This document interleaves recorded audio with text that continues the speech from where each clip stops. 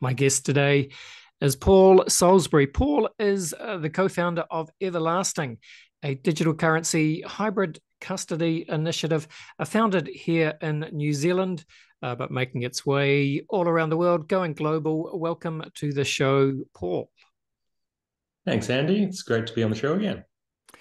Great to have you here, Paul. Look, we'll do what we do at the beginning of the show. It would be nice if you could reintroduce yourself for the benefit of those listeners or watchers who are unfamiliar with you, with who you are. Just love to hear a little bit about, I guess your personal and professional story, crypto journey, if you like, and what has led you to where we are today with Everlasting.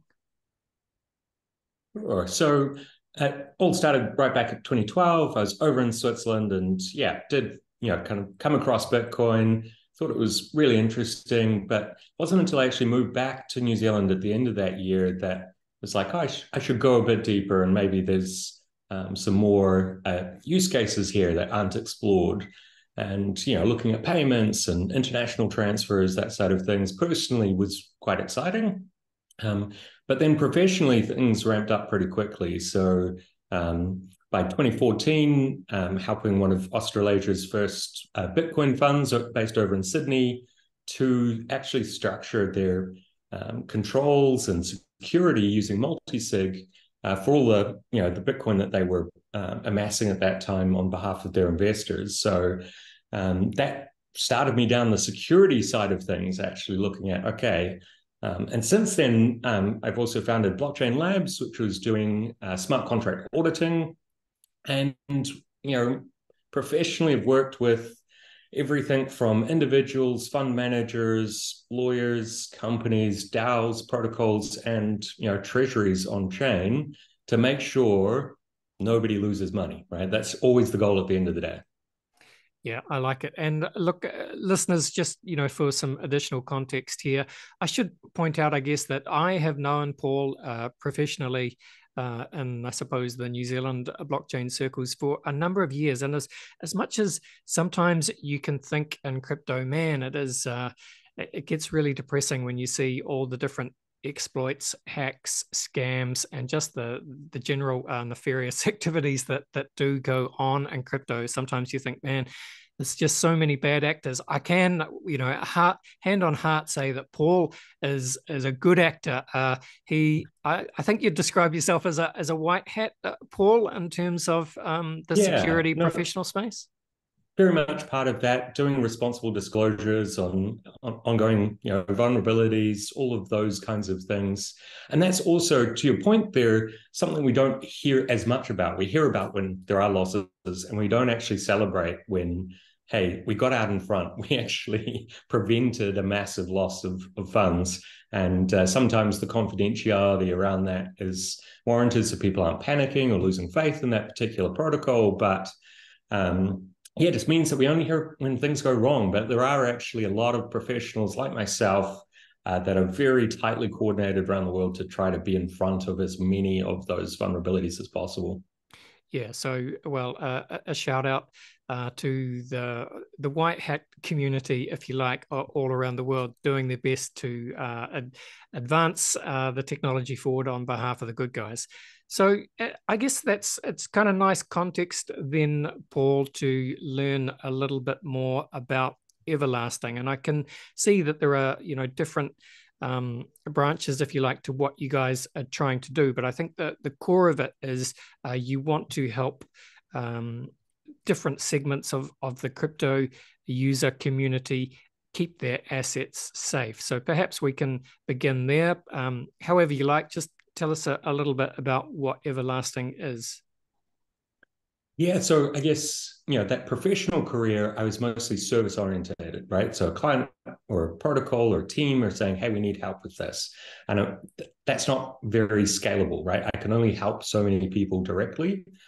And so the goal with Everlasting was like, how can we actually, not just myself, but also with our lead cryptographer and other legal professionals, how can we actually build something that is going to be able to, both help an individual, high net worth, like a family office, an asset manager, and just that whole bottom segment of the market that do need a really robust solution that isn't what we've kind of made do with for the last kind of 10 years or so of, kind of wallets and how things have worked. So yeah, really taking that blank sheet of paper and going, cool, all right, I know all of the different cryptographic methods, I know all of the different stacks on every chain, right? Here's how things can be assembled. And a lot of things fall into kind of categories of multi-sig or MPC or self-custody as a single seed phrase. You get things like account abstraction and key recovery and all of these things. And I'm like, hey, actually just reset. What are the pieces that we can combine together? And when we combine them, how can we do that as much as possible on chain with the right controls and permissions over keys so that you have that versatility to handle all of these different use cases? So that's really the origin of what we're setting out to do. And then it's been interesting because we thought, well, one of the somewhat niche but easy use cases would be around estate and inheritance so that people could pass on their crypto wealth to their loved ones. And the big blocker for that was like, hang on, lawyers kind of need to be involved in that, right? And then you go talk to a lawyer and they freak out if you're like, hey, here's a 24-word seed phrase, go stick it in a vault, although some of them have had that and didn't realize how bad that was. But also on a hardware wallet, they're like, what's this firmware update? What am I actually clicking on? So that was actually a really good test bed for our new technology approach because we had to actually get away from things like, just a hardware wallet or a pure multi-sig or, MetaMask browser wallets, those types of things, and really solve for how can anybody, no matter how non-technical they are, actually securely be a part of the signing and approval workflow for the client's assets to move on chain, right? And that's what we've boiled it down to. Okay, well, you've kind of gone, right to the crux of the matter, right there. Then I think, Paul, because even from the perspective of, let's just say, individual, say, retail investor in cryptocurrency who might have, certainly not going to have their entire net worth in crypto or anything like that, but they might have enough that they want to somehow protect it. And if they want to protect it for the long term, what do? Then you've got someone who's maybe perhaps more of a high net worth individual. They're going to have a larger, more meaningful amount again. And then you've got everything from, family offices to hedge funds, all the rest of it, who have even more meaningful amounts of digital assets. So what then, just I suppose it'd be nice to get your view on what is the best way to secure these now then, if it's not just simply a 24-word seed phrase in a bank vault or, a Trezor lying around somewhere. And you said it's not even necessarily multi-sig, Paul. So I'm curious, I'm sure there are different solutions, but let's hear it. Yeah, so we don't necessarily do away with all of those things. You can still have your hardware wallet and your multi-sig, and you can still have seed phrase backups, but it's about making each key really permissioned for what it needs to do, right? So of course, if you're the asset owner, you should have the greatest level of permissions over what you can do with your assets. But then you need to be able to designate that, right? Whether you're in that asset manager scenario and you've actually got other executives that need to be part of the approval process, or even across organizations or between an asset manager, family office, and an individual within that family who is a high net worth, you can really split things up and designate who needs to hold a key and what permissions does that key have.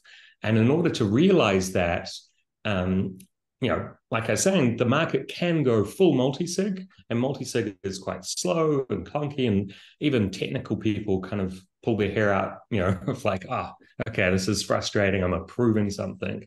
But then MPC has largely been the likes of, centralized custodians or exchanges where they're managing thousands of wallet addresses, and it's in data centers. But the cryptography behind MPC is also used on some decentralized networks, and there's nothing stopping it actually being done entirely on chain. So with our kind of approach here, we're sticking true to those principles of everything needs, you shouldn't trust a person or an entity. Everything needs to be encoded on chain, keep everybody transparent, honest, and have that full auditability of who signed what and was it within policy. And if it's not within policy, it's not going to move those underlying assets.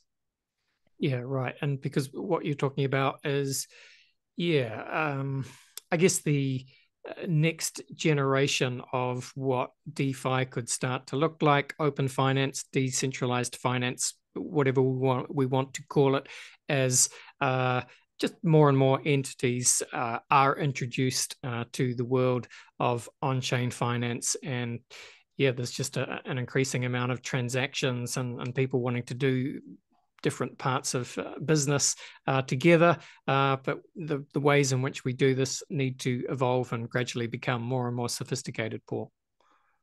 Yeah, so we have in the first kind of wave of crypto, despite kind of Bitcoin and Satoshi's vision actually being to make it so everyone has sovereignty over their assets, we actually reintroduced centralization, right? Our exchanges and our custody solutions brought us back to single points of failure, right? Even Prime Trust, right, a very serious custodian, was still just doing shit with people's assets that they shouldn't have been doing, and your only recourse there is legal. That's not anything better than traditional finance.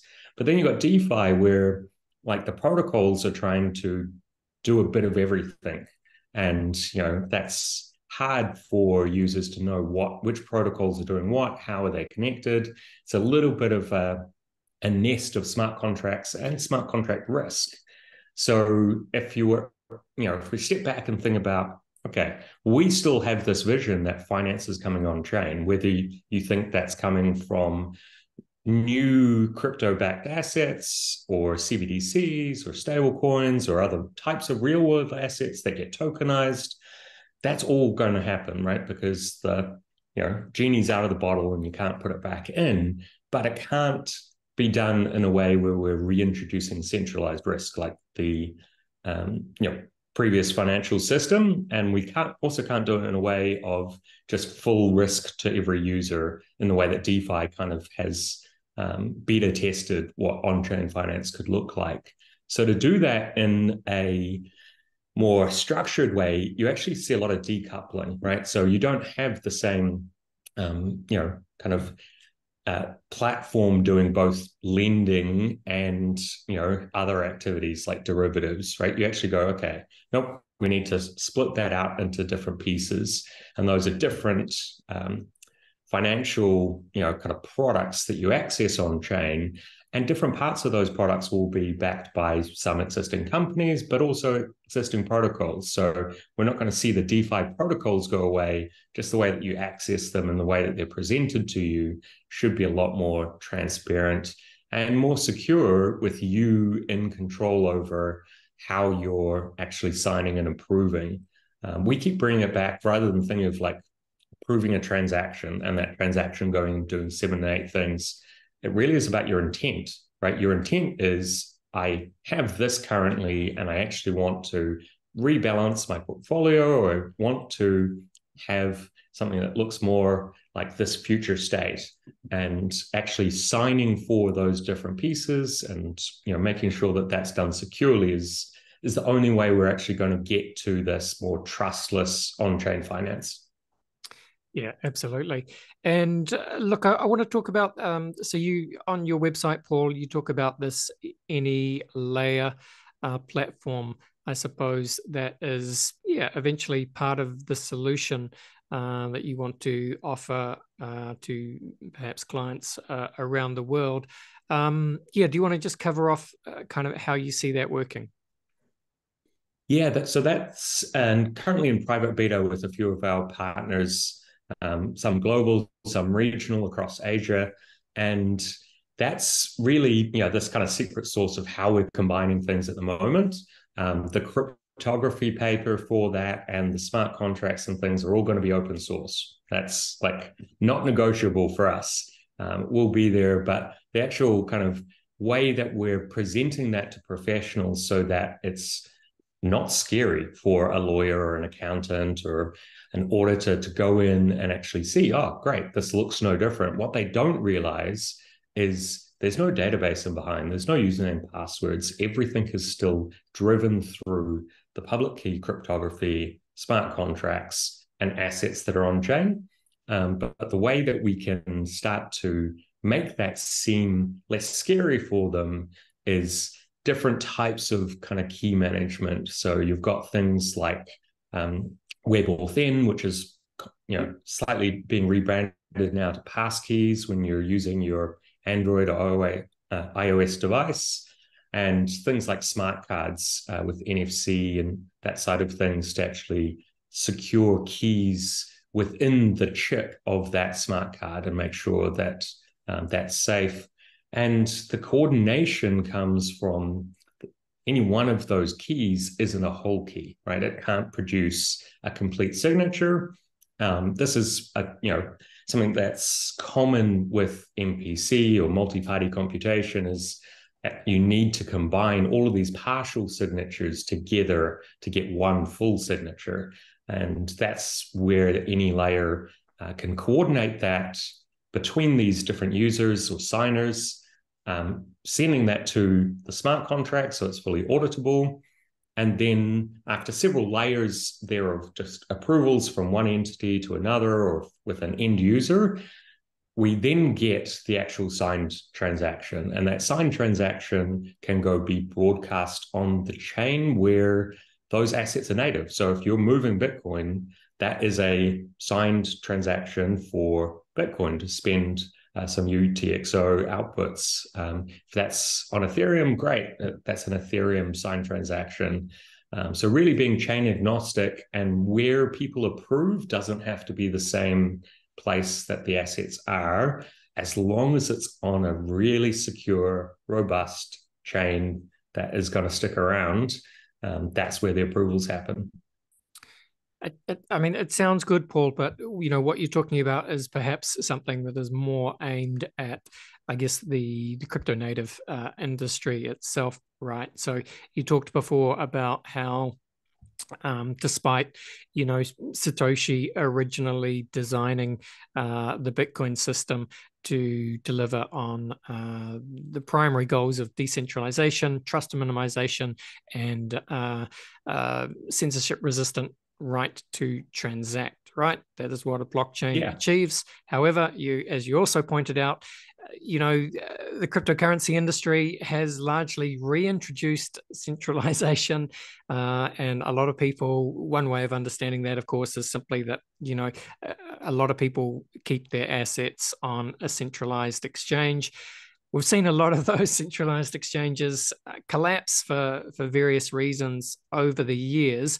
Although, at the same time, probably one of the largest ones, certainly in North America, Coinbase, has never had any issues like that. Just to kind of, I guess, bring it back to where we are at the moment and the crypto journey, Paul, do you think there's an argument for non-security professionals, if you like, non-crypto native people that are coming into crypto, perhaps, hopefully, if all goes well, for the first time in the next cycle, just to maintain their assets with an exchange like Coinbase? Or perhaps the best way for other people to come into the market would be simply to buy a share in like a Bitcoin spot ETF or an ETH spot ETF. It does seem like in the near future that path into crypto might be possible as well. Yeah, those are still valid options, and people will make the choice of whether they still want a centralized custodian or they want a financial product that doesn't require any custody over it. It's still in a database. But what we're enabling is that just more choices in between, right? And when we talk about hybrid custody, some exchanges in different regulatory environments like Hong Kong and Singapore are now getting the guidance from the regulator of like, you can't commingle all of those customer assets together in one big wallet address, right? But also, the regulators are moving towards you can't control all of the keys. You need to split that up so that the client also has a key. And the current exchange, custody industry isn't really ready for that. They haven't built for that. They built for how the market has been for the last 5-6 years.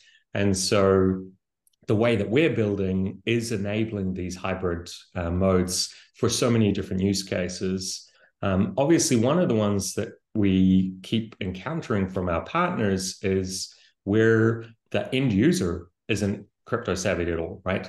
They might be buying into a tokenized financial product like US government bonds, but it's tokenized on chain. They don't want to install MetaMask, but they also don't want to lose 6-7 figures of investment. And so this hybrid model of them being able to have one key and the platform might hold a key and their accountant might hold a third one is actually a more comfortable way for non-technical users to come on and actually access some of these things. Another type of tokenization is things like racehorses and business, not the equity of a business, but the product that they're going to launch. So one out of Australia last year was actually a share of a agave farm where they're kind of making, they can't call it tequila, but they're making the agave alcohol, and you have an NFT that represents 8 plants in the field in the ground, and you're getting the benefit as a token holder to those like 30 or so liters of alcohol once it has been harvested and distilled. And a lot of those type of investors, they want access to that. They think that's really great. That's a new innovative way to access that product. But they don't want to have to self-custody that token for 3 to 5 years and not lose it, not lose the seed phrase. So different scenarios like that, I think, are not only just fun, but they are also, what we're trying to solve for here, so that it's not just your existing Bitcoin, ETH, and big assets. It's all the flavors of assets that are to come. Yeah, that's right. So if Bitcoin and ETH is the simple way in for people coming into crypto, but yeah, the world of DeFi, on-chain finance, tokenization of all sorts of wonderful weird assets, and the different ways that people can leverage these. That is, I know what I guess excites you, Paul, as probably a self-described DeFi nerd at times. But being I guess like a white hat in DeFi, I guess I'd just be interested in your kind of broader thoughts on where you think a DeFi is at, how it is evolving, how comfortable you are that this world can work with some of the, not to say existential threats that do exist, but it's still an uncertain path for DeFi. But of course, there are some incredibly smart people all around the world building and fighting for the future of permissionless finance. So, look, I know this is kind of a big waffly question, but yeah, just interested in kind of your big picture thoughts. What excites you? What keeps you awake at night? Anything like that? Yeah, so obviously we've seen a few waves of building out DeFi, right? So 2017, 2018, and again 1920, there's big cycles where lots of new DeFi products and protocols got launched. During and after both of those cycles, there's obviously significant hacks, and some of those projects completely go away. Others survive, right? And they're still going today. And so the actual best practices of how to develop these smart contracts and to secure it has got better. It's still not perfect, but smart contract risk is becoming less of the big existential threat for DeFi, and it's moving to the regulatory risk, right? So regulators are, a full spectrum, right? You can say this one's smart, this one's dumb. Actually, usually the dumb one is also being smart. They're just plain dumb, right? And it is absolutely shifting. So that does make it harder for the builders to build things and be able to then, step back at night and go, I've built something that was useful for the DeFi community, but I don't control it, and no regulator is going to come and, twist my arm into shutting it down. But it still becomes this, coexistence alongside the regulators, right? So for users to feel comfortable using your protocol outside of the real DeFi nerds and, the guys just willing to connect their MetaMask to anything, you have to kind of have a bit of a view to how to make it robust within the financial system and within those regulatory environments. And definitely, like I said earlier, kind of decoupling, right? Don't try to build products in DeFi space where you do everything, the whole stack up, right?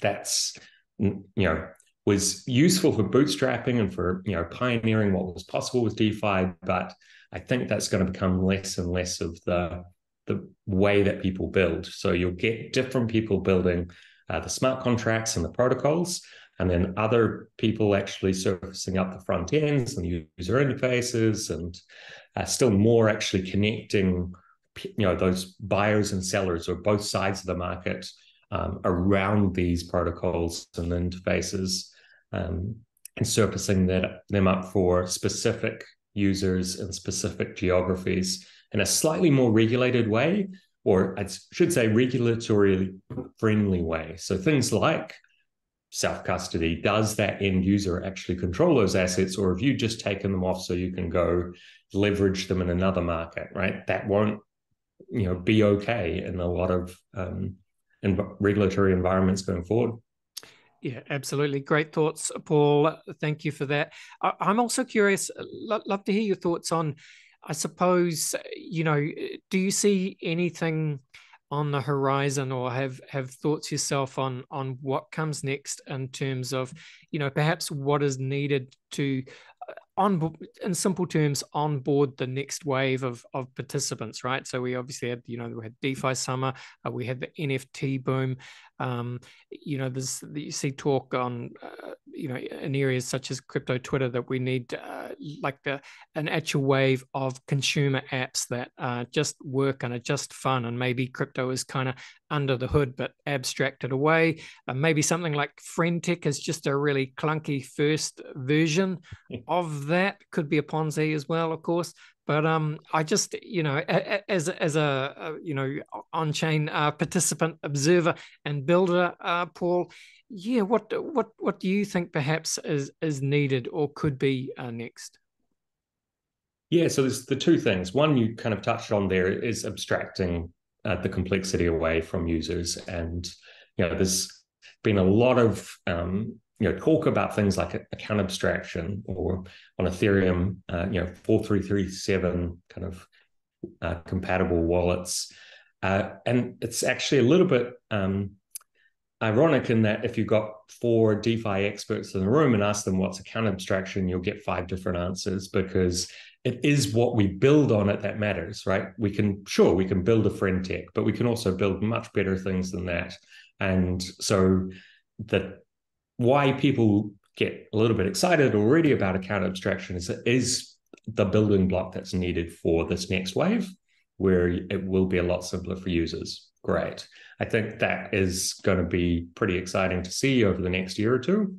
But we also need to remember that just because it's account abstraction doesn't mean that it's necessarily always more secure, or that it's somehow got some superpower, right? It's what you do with it that matters. So friend tech probably wasn't the best kind of example of that, but hey, at least people are building on it. The second big thing is privacy. And we've been talking about this since the early days of Bitcoin. It's like, hey, we're dealing with public ledgers. Everyone can trace it. I can't, or if I do send Andy some Bitcoin, there's somebody else out there, or multiple people out there, including Google and all of the big data companies, going, cool, we already know that's Andy's wallet. We know that's Paul's wallet. They've just transacted some value together, right? So that is actually holding back a lot of business use cases, right? You quite often hear about that, oh, we need privacy on chain for us as individuals. And don't get me wrong, individuals deserve privacy, but there's a lot of businesses where they're going, hey, we would pick up and use this stable coin at massive volume because it would vastly improve our business, except all our competitors could follow our wallet addresses. So when we think about what's needed for privacy, it's actually privacy at every size of user, right? And a lot of people have been talking about, okay, privacy needs to be at the base chain, like at the layer one, you need to have privacy, which kind of see in networks like Monero and Zcash. But I'm actually quite excited about Namada. They're doing privacy in a inter-blockchain or IBC kind of way so that you can have privacy over who's transacting with whom, while the assets are still actually native out on Bitcoin or Ethereum or Ripple or other networks. And that's something, they're still in beta at the moment, but I think that's going to unlock another huge amount of use cases for everyone from the individual right up to asset managers and institutions. Got it. Again, thank you, Paul, for sharing your thoughts. As we finish off this part of the podcast, then look, please just tell people, for anyone who's interested perhaps in engaging with yourself or you and the team at Everlasting. And look, I mean, please explain this however you want. If you want to segment it into different parts of the world, feel free to do so. But just, again, tell people in simple terms what Everlasting has to offer and where they can go perhaps to get in touch or learn more.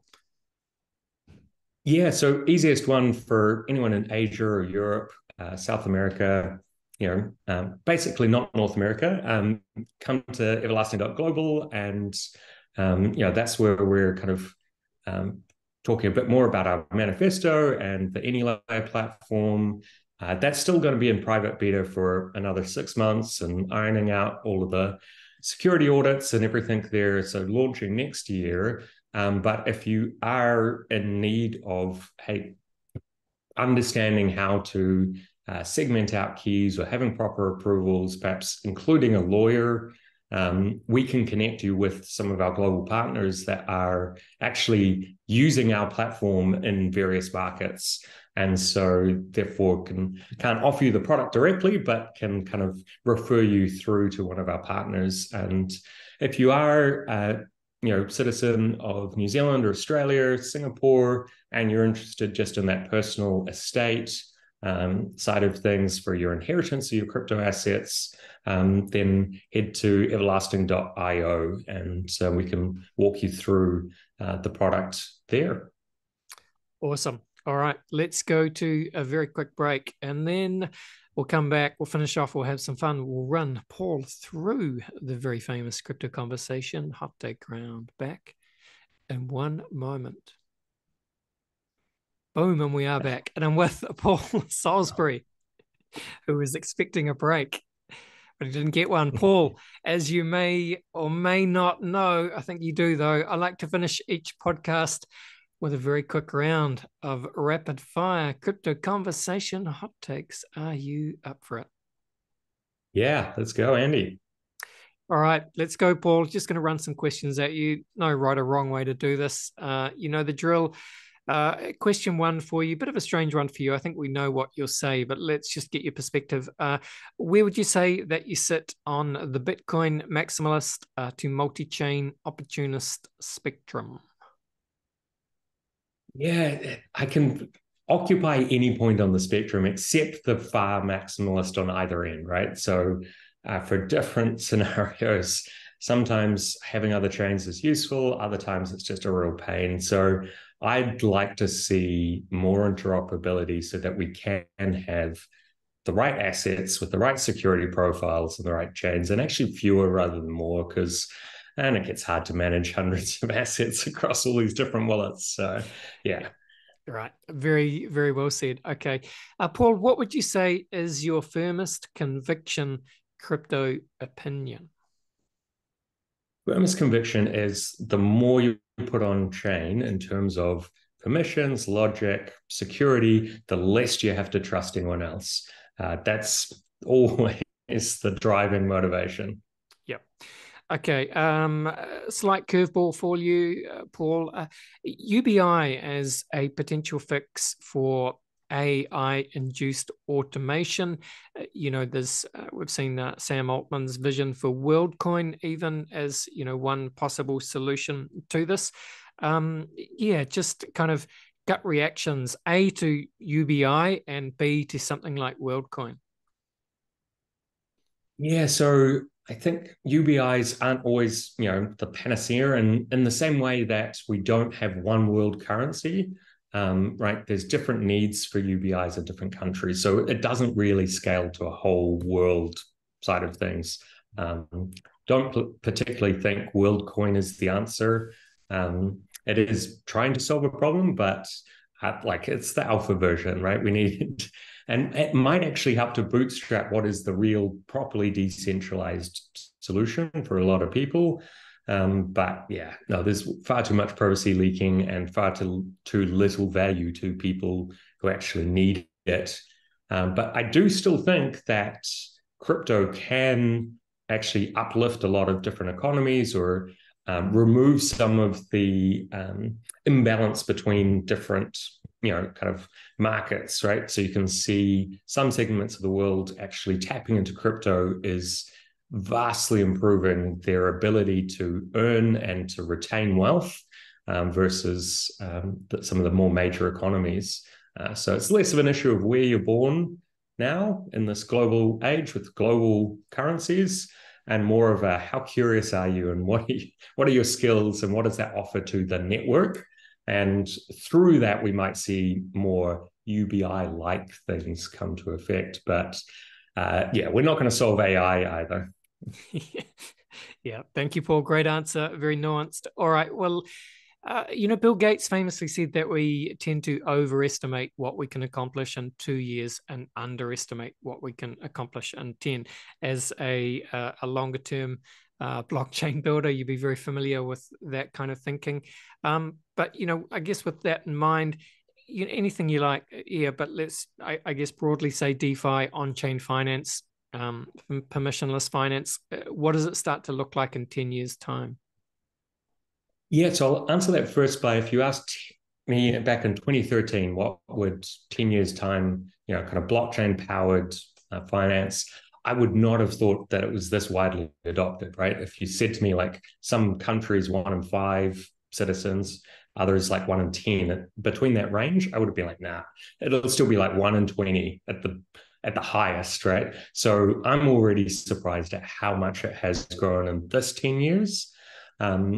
I do think the growth over the next 2 to 10 years looks quite different, right? Because if somebody hasn't got into crypto in these last 10, with the risk profile of the assets and the types of things, like even NFTs, if that hasn't excited you, then you're not going to jump in the next 10 years. But as we've said throughout this discussion, this on-chain finance where people don't really know necessarily that it's powered by a blockchain. They just know that they don't have to trust an institution to take care of it for them. They can self-manage and have sovereignty over their assets.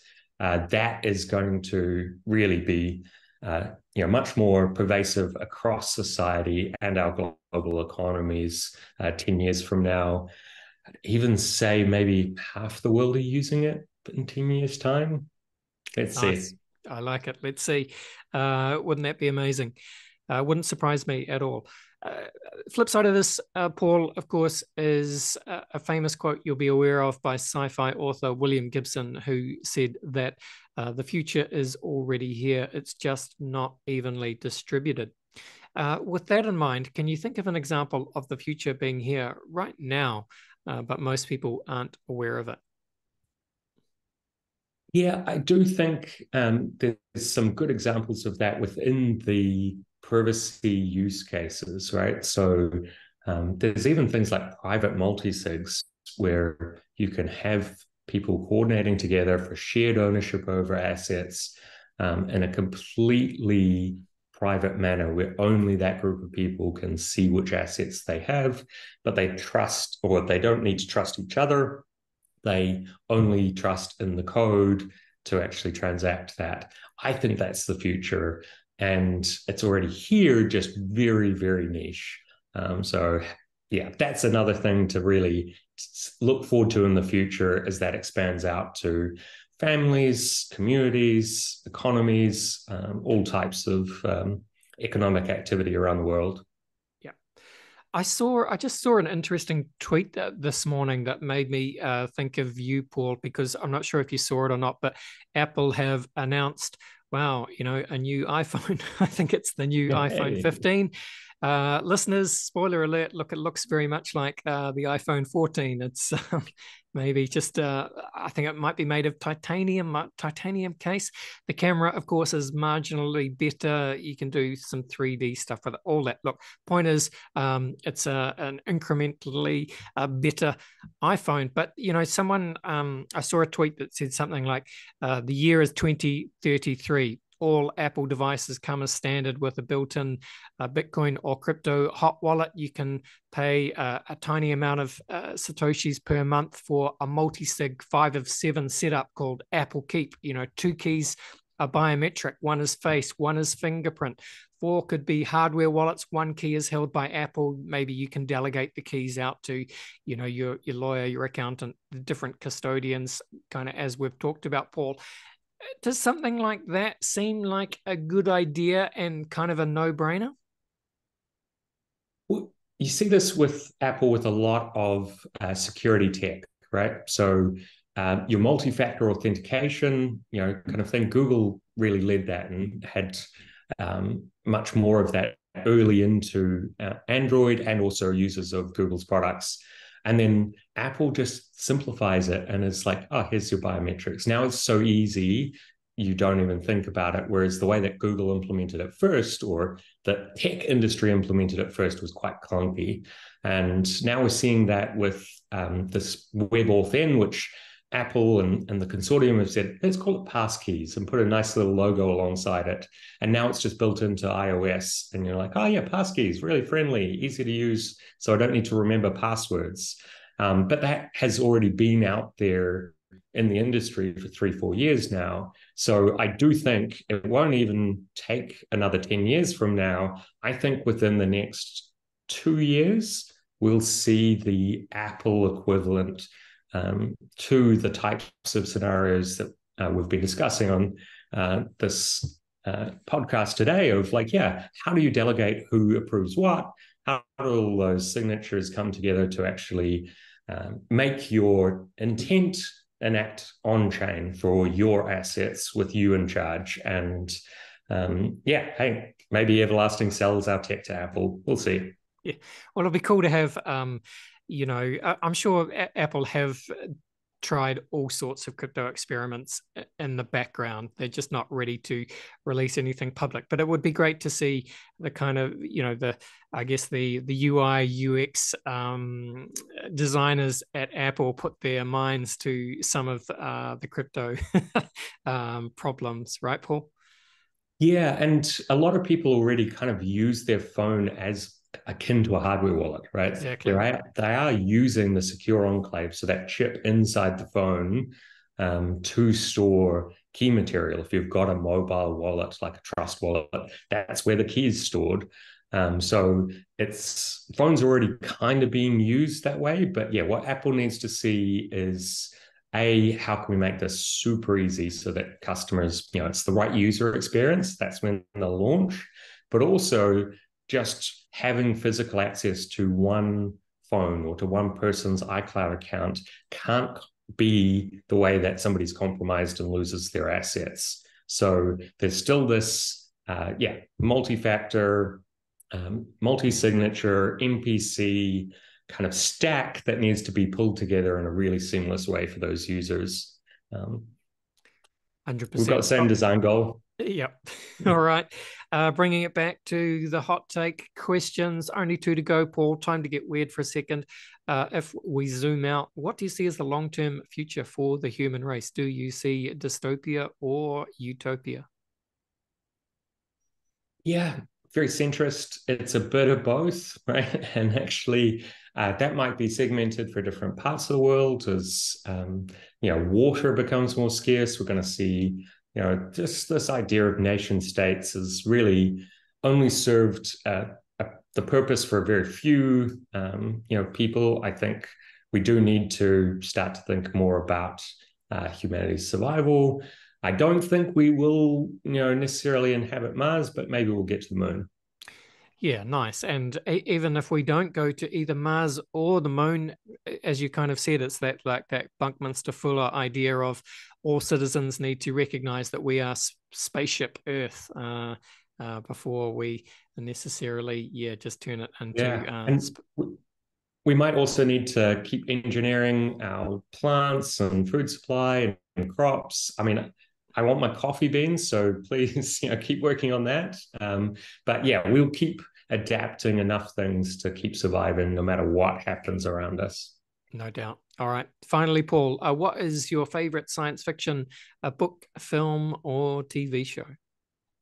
Yeah, it's still Ready Player One, but the book, right? So yeah. Nice. Oh, Ready Player One. Haven't had Ready Player One come up for a while. So, yep, good to hear.